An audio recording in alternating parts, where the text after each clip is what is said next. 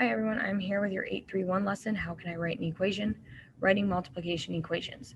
The first two sections of this chapter involve data. In this section, you will focus on equations. In lesson 734, you began solving equations that contained addition or subtraction, such as x plus 18 equals 25. You solved these equations using several informal strategies. You also learned how to solve them by undoing with inverse operations. In this section, you will look at another group of equations. This group of equations contains multiplication or division. In this section, you will explore how to solve these equations, starting with writing and solving equations of the form ax equals b. So we talked about in Chapter 7 solving equations. We also talked about inverse operations. You should be able to rattle these off the top of your head. The inverse of addition is subtraction. The inverse of multiplication is division. The inverse of division is multiplication, and the inverse of subtraction is addition. So looking at 884, Margaret is trying to enlarge some diagrams to make several posters for a presentation. She decided on a multiplier of 5 to make the diagrams easier to read from far away. Margaret wonders how much she can enlarge each diagram so that it is the largest it can be while still fitting on the poster paper. The poster paper is 36 inches wide. A. Margaret started answering her questions by making the table at right. She realized that her table would need too many rows before she would find her answer. Help Margaret by writing an expression that presents the width of the enlarged diagram if her original diagram is r inches wide. So I'm showing you over here that we are multiplying by 5. Our multiplier is 5. We're multiplying each by 5 to get our answer. So we would represent that with the expression 5r. Our multiplier is 5, and we know that the original is r inches. It's a variable right now because we don't exactly know what it is. B says, write and solve an equation to determine the widest diagram that Margaret can use and have it still fit the poster paper if she positions the paper so that it is 36 inches wide. Answer with both a fraction and decimal. Be sure how to explain how you solved your equation. So we have 5r equals what we can't have any larger than, which is 36. 5 and r are being multiplied, so the inverse of multiplication is division. Excuse me. So we need to divide both sides by 5. Sorry about that. So when we divide both sides by 5, we're going to have 36 divided by 5, which gives us the improper fraction of 36 over 5. When we change that back into a mixed number, it gives us 7 1/5 inches. So that is our answer as a fraction. If we wanted to change that into a decimal, we know that 1/5 is 0.2, so this would be 7.2 inches. It asks us how to explain how we solved our equation. Well, we solved our equation by undoing the multiplication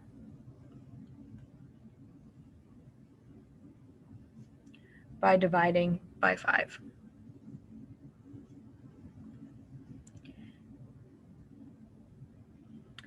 And finally, C says, using another equation, what is the longest diagram that Margaret can use and have it still fit the poster paper if she positions the paper so that it is 48 inches wide? Explain how you solved your equation. Well, again, we still have 5r equals 48 now because we cannot have it longer than 48 inches wide. We want to undo the multiplication again. So undoing multiplication, we would be dividing. So we're dividing both sides by 5. When we divide both sides by 5, we get the improper of 48 over 5, which when changed into a mixed number is 9 3/5 inches. If we want to change that into a fraction or into a decimal, it would be 9.6 inches. Again, it asks us to explain how you solved your equation. So we, again, undoing the multiplication,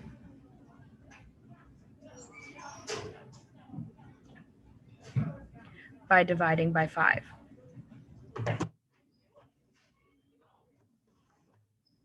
Okay, so if you flip it over,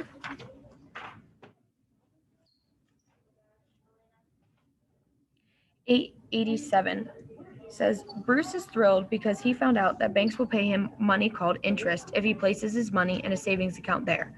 The bank gave Bruce the table shown at right to help him calculate how much interest he will earn. Write and solve an equation to determine how many weeks it will be until Bruce earns $10. So we know that Bruce wants $10. So that is what our equation is equal to. You need to ask yourself how much he is earning each week. Well, it tells us in 1 week he earns 18 cents. So if we have 18 cents times how many weeks, which I'm going to label W, so W equals weeks, we can now solve this equation. So 18 cents or 18 hundredths is being multiplied by W. So the inverse of multiplication, again, is division. So we're going to divide both sides by 18 hundredths. And when you do that, you'll get 55.5 weeks, and that 5 repeats. So he can't just earn it in 55 weeks. He would be under. So we would have to round up. So it would be about 56 weeks to earn $10 in interest.